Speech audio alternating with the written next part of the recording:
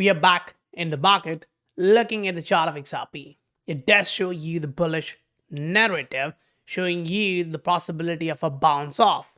But I'm not saying we'll go directly to the upside.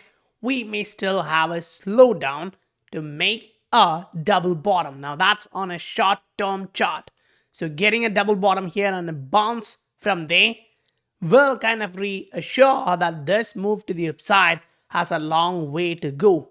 Because when you look at the news, the narratives, and how things are really evolving with all these giants entering into the crypto area, and you see how all of them are slowly pushing this market cycle to the next level, it kind of get a little bit more interesting.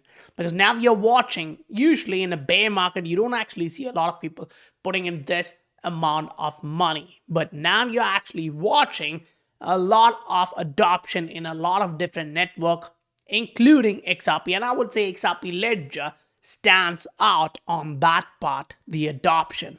That means as soon as the market start to run to the upside, you're going to watch XRP exploding. But for sure, the market as a whole has a long room to the upside.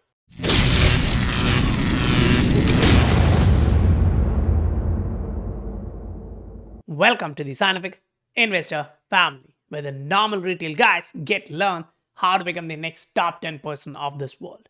Right now, we are watching a lot of these announcements coming into the market. We are watching how the regulators and the lawmakers are trying to actually push this narrative in place, because they kind of get the idea, okay, the market is slowly starting to go back up. Those markets which are experiencing a lot of inflation, they're pushing into the crypto. They don't want to reduce their purchasing power. So basically, once you are in an asset with this level of fundamentals, the utility, you kind of get the point. Okay, things are evolving, and as soon as the price start to go up, don't just go into the narrative of like, the price is going to be set at $100, $1,000, whatever, because that's not what's going to happen in the market. Most likely what you're going to watch is that the economy is having a hard time on the other end, and you're watching this thing taking off. I mean, in this economical situation, when you watch a project getting this level of adoption, pushing that through. Now, this is like, 8 different countries, which we talked about before. And here we are talking about different stuff. It's SBI moving into Vietnam, Indonesia, Philippines. So the movement of XRP into different corridors are increasing. And that kind of gives it an advantage as we are moving into the CBDC era. We talked about that for a long period of time. Now think about this. As a payment infrastructure, Ripple's stake currently outstrips CBDC and Fed now. This is a narrative given there. And I'm like, is that so? Meaning CBDCs need to actually communicate in between to exchange value from one country to another. So you need to read through this and then say, okay, what are you really talking about? Do you really understand what the technology stands for and how it can be used? That's where the value proposition comes in. So now we're looking at the macro side to understand how things are evolving. Great. There's a retracement we're looking for.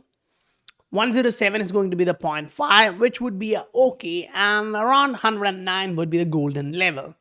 Now we need to see which range the price of dollar gets resisted. So if it's starting to get a lot more of selling power around 0.38, we will have to say, okay, that does mean that the downside should be more. On the other side, if you look at the oil, it didn't break to the downside. Instead, it went back to the upside. The economy is not sharp, but they are reducing the supply. So it's literally playing with what they can to push the price of this stuff go back up, which means the inflation is about to go back up. The central banks don't have much room to do hikes. All of this boils down to people and FOMO. And that's why I say, look at these assets which are trending higher, which are literally giving you that idea that at the support, when I make this pattern, I bounce off. If that's true historically, And now we have already breached this level of resistance. Next time the bounce should be much higher. Now that's common sense. It's going to come. The question is, when will that start? No one actually has the answer, or the right answer at least, but we are watching the market doing this stuff here. If it can drop and bounce, that's going to be an exponential move which we are exposed to. Because the market is going to show that it is going to move in that way. What would the majority do? The majority would take the profits out somewhere here or at this range if you're trading. And if you have higher targets, I'm not talking about $1,000, $10,000 targets. I'm talking about the targets which make some sense. We're talking about, in yesterday's video, we literally went through all these different targets, talking about $6 probability and $38, $40 probability, all the way up to like $300. Now, yeah, it doesn't actually take us to $1,000 or $10,000 valuation, but this valuation itself is actually huge, pretty huge, because look at the current price. We are at 0.5, just below that, which means to the upside, as soon as the price goes up, you have to start thinking about who's going to take the profits first. Because if institutions are already in with 100 million XRP or 10 million XRP or whatever they have, they're not actually going to wait for $100, $200, $500 XRP. At $10, they would be taking profit. And as the price goes up, they're going to skim the profit as it actually goes higher. Now, if you actually try zooming in to look at, okay, what's the narrative like? What's the short-term structure? If we can actually go back up with some momentum, it's great. But on the short-term structure, this is what we are watching. There is a possibility that we may come back down. Now, we saw that some of the assets didn't do this. Instead, they broke to the upside, which shows the level of bullishness there in the market. But let's say, okay, the market may not be that bullish, so we anticipate it to first come back down, test this range of support, and then bounce off. That is what we really want to see in a healthy market. Because as you zoom out, you do get to see that historically we have done these moves with a double bottom with a divergence at that time with the RSI, and then you burst off. If that's what's coming to us, we should be more than happy because we are already getting this structure here. We are kind of, waiting to get that structure of double bottom, and I think it's kind of playing out. Once that actually start pushing out in the market, most of us would actually look at the structure because right now, people are actually focused more on the short-term fluctuations. But let me actually give this perspective to you guys. Think about this. On the macro level, this is where you are with Bitcoin. Now, yes, I see people giving you the idea that this can be a double top. Yeah, I agree. If you break this level close below here, now it is a double top. But understand this. The way you should be looking at the market, you have a lot of different things playing out. Especially with Bitcoin, you have whales, you have institutions, financial institutions. They really don't want a lot of people to look at this and say, okay, this is going to happen. So think about this. If they are showing you something, what's the most likely scenario?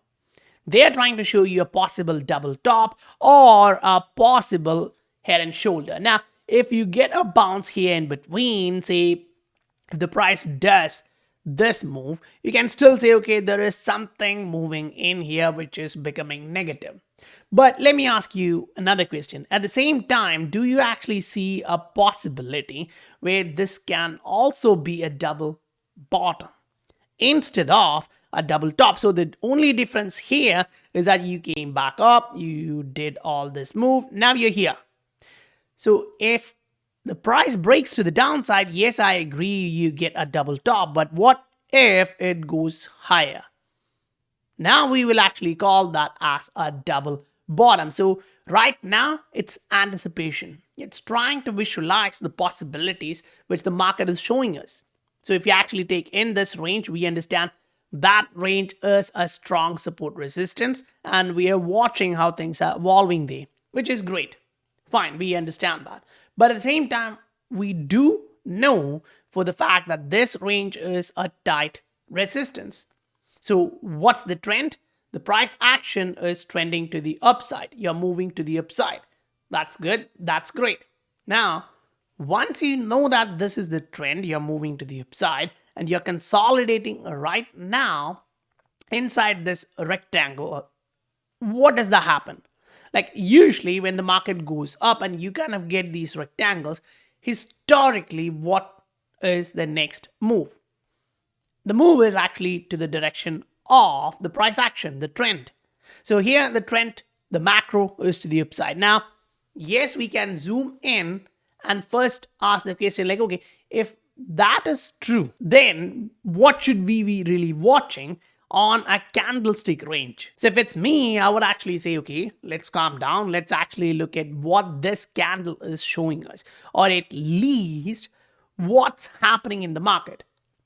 They actually tried showing you the idea, okay, I'm going up, but I'm coming back down. I'm going up, I'm coming back down. Even at this range, you saw that the price action kind of showed you, I'm breaking to the downside. I've made a new low, right? So if you were zoomed in, watching at the short-term fluctuation, the thought process is you're going to the downside. However, if you actually zoom a little bit out, you see that's a double bottom pattern. Yes, you went back up. You took all these candles to come back to the downside. Remember, just 2 candles to the upside and you took a hell lot of candles to reach back to the downside. And when you reached that downside, bears were not able to break through that level. It stayed. Or, in other words, whenever they tried to push the price to the downside, bears were kicked off or bulls bought in all of those, and they even pushed the price back to the upside. So next time when you see the price breaking around 27K, I would assume that a lot of bears would step out because they now understand the fact that, okay, bulls are getting stronger and they would most likely come back into the market somewhere close to 30,000. 30 to 31,000 is going to be a strong resistance, so watch for that. So right now we are bouncing off. We've talked about this since we came to this price range. Since we reached that 25, we were giving you that idea in this channel. Okay, we'll slowly go back up. If we get a breakout here, boom, you go to the upside. And when we do those kind of moves, you need to keep this in mind. The recovery phase after this kind of surprises a lot of us. Say you had this move here, right? You went a little bit up and showed like I'm going back, but you made a higher low and boom, you went up. So if you actually measure that perspective, from 16,000, you went up to 25,800, say almost $10,000. Great. After which you corrected back down to 19 and then went back up to 31. So another $10,000 move. So I'm asking you the question, if Bitcoin is to move another $10,000, go all the way up to like 35,000, 36,000, that means you don't have any doubt at that point anymore. I would say like majority of the market participants would go into the FOMO. That's why I'm focusing so much on XRP right now, because I believe the utility and fundamentals of this asset, there is no debate about that. We are all watching, even the Bitcoin maxis and all, starting to understand, okay, there is something happening with this asset. We need to look at this asset. Most likely, this is going to push much higher. Great. Now we understand that the valuation part, everyone will have different opinion. But one thing which most of us would agree on is that this is massively undervalued. Great. That means the only option here is to buy and wait till your targets. Because if you are personally someone who's happy with the target somewhere close to $5 per XRP, you are exiting at that level. Because you all know one thing, we're watching how the market can move. And even the first move, if it's coming somewhere close to $6 to $8, I would say take some profits. As soon as you burst through all these resistance, make sure you do take some, because we all understand the fact that if not, someone else would take that. We are watching how the market is evolving. We all understand the fact that we all have targets. Some would actually put you a target somewhere close to $16. Some would actually give you a target somewhere close to $7. But these are all different targets. You're not waiting till that point to take your profits out. What if the price just reverses just below that level? You're waiting for $7, the price reverses at $6. What will you do? And you literally understand the fact that when the market drops, some of these days it's a panic drop. Just measure these kind of moves. And that's where a lot of misunderstanding of the market kind of pushes your profit to the downside. Imagine this. One weekly candle showing you a 46% drop. So you are saying maybe the price is going to reach $8. Great. The price comes somewhere close to $7 and next candle you see is a 50% drop. That means you come back down to 3.5. At that point, saying, okay, now it's confirmed we are going back down, doesn't give you an advantage. Why? If you were averaging up, you're already taking profit somewhere close to 6.2, wherever the price is at that point. So even if the price is dropping, you're still okay because you were averaging up and your average would be somewhere higher, which is much better. So understand that and try to have a proper exit strategy, because now is a time where we are watching wherever the bulls really want to push the price up, they can most likely. But you will get selling pressure with people taking profit. Even Brad Garlinghouse and others who hold massive amount of XRP will take profits. They all understand the market cycle. They all have expertise in this. And they all know that they are building for the future. And they would be super hyper bullish about this because they know what we really do know. Some of these NDAs, which we really don't understand, those guys knows it. So for them, the valuation should be sky high. Great. That's for fact. Now, if you are in the market and you're looking for a lot of different updates, I would say have a look at this. This may actually give you massive opportunities. This may actually save you from entering into wrong trades at the wrong time. That's so bad, because if it's first of all a wrong trade and then you're jumping in at a wrong time, boom, your portfolio kind of takes a huge hit. I would say look for the asset which is good, which is trending higher, and wait for the time when you have to jump in. Because some of these, when it runs up, you will definitely get an opportunity. So if you are looking at that, you can look at the Patreon. The link is given in the description below. If you received value, please do hit that like and subscribe button. I'll meet you guys on the next video. Bye for now.